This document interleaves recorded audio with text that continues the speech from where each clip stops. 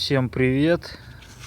Все, кто сталкивался с проблемой свиста двигателя на Volvo S80, S60, V70 с атмосферными двигателями 2.4, когда идет свист,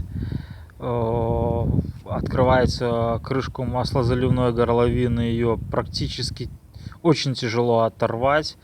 Вакуум, большое разрежение в двигателе. Вся проблема вот в этой штуке маслоотделителя. Я сломал голову, не знал, что делать. В итоге я его поменял. И вот в чем проблема. Сейчас я вам покажу. Я его тут старый разобрал. Вот здесь такая пружинка, а здесь есть мембрана, которая рвется, и ничего ты с ней не сделаешь, никак ты ее не поменяешь. Вот сейчас фокус, если поймаем. Нет, не поймаем, наверное. Не поймаем. Темно уже на улице. Поздно. Сейчас в гараж зайду.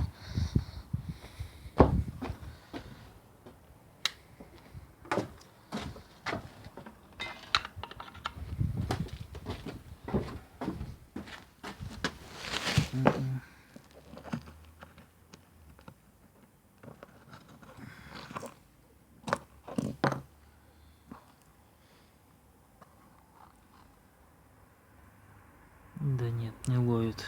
Не ловит ничего. Вот все, я ее уже дорвал. Вот они. Вот дырочки вот эти вот. Вот они у меня были. По всей мембране. Вот она. Вот со всех сторон полностью. По всей длине. Вот вторая. Ну и так далее. В общем. Есть по каталогу, мембраны продаются отдельно. Но мне с трудом верится, что вам удастся ее поменять беспроблемно. Пришлось покупать полностью маслоотделитель весь в сборе. Стоит он недешево, порядка $50. Ну вот номер, если вдруг кому нужно. На турбированных двигателях их можно мыть, там нет мембраны.